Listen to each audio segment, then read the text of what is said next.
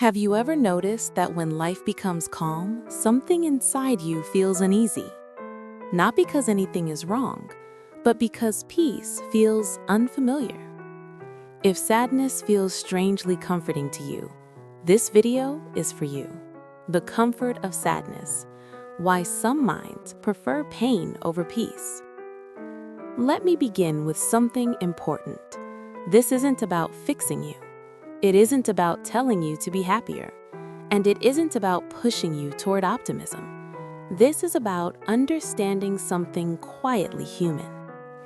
If sadness feels familiar to you, if calm makes you uneasy, if peace feels fragile or temporary, there is nothing wrong with you.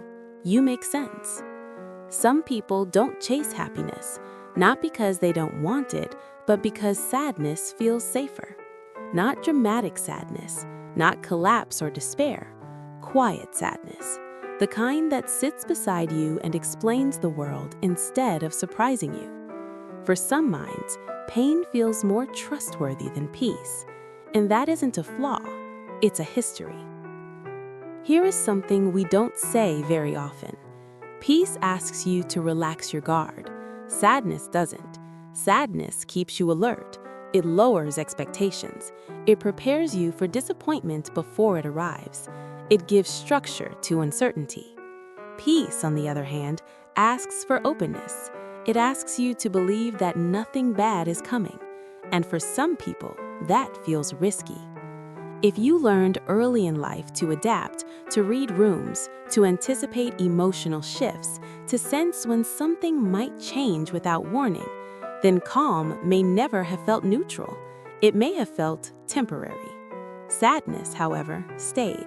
It didn't vanish suddenly. It didn't demand trust. It was predictable, and predictability is a form of safety. The mind does not choose what feels best. It chooses what feels safest. At some point, often without you realizing it, sadness worked. It helped you manage disappointment. It helped you explain loss. It helped you survive emotional uncertainty. So it became a strategy. And strategies don't disappear just because circumstances improve. They linger long after they're no longer needed. That's why even when life becomes calmer, even when things objectively get better, your mind may still return to sadness. Not to hurt you, not to sabotage you, but to protect you. This isn't weakness. It's adaptation, and adaptation deserves understanding, not judgment. Psychology has names for this experience, and naming it doesn't make it colder, it makes it clearer. One part of this is called emotional habituation. The nervous system becomes accustomed to certain emotional states. When sadness has been present for a long time, it becomes familiar territory. The mind knows how to function there. Another part is known as negative affect regulation. Sadness can actually regulate emotion. It slows thinking. It softens expectations. It reduces emotional shock. In a strange way, it stabilizes the inner world. There is also a concept called depressive realism. This is the idea that some people feel sadness offers a more accurate view of reality. Happiness can feel naive. Peace can feel like denial. Sadness feels honest. For emotionally self-aware minds, honesty matters more than comfort. This doesn't mean sadness is objectively truer than peace. It means it feels aligned with lived experience, and that alignment can be deeply reassuring. Long before modern psychology, philosophers noticed this pattern too. Arthur Schopenhauer believed that human life naturally moves between suffering and boredom, and that desire itself is the root of pain. He didn't promise happiness. He didn't frame peace as a permanent state. He acknowledged struggle as part of existence. For many introspective people, this doesn't feel depressing. It feels grounding, because it removes the pressure to feel okay all the time. Sadness, in this view, isn't failure, it's awareness. And for minds that value clarity over illusion, that perspective can feel strangely comforting. Let me tell you a simple story. There was someone who felt uneasy on good days. Nothing was obviously wrong. Life was stable. Responsibilities were handled.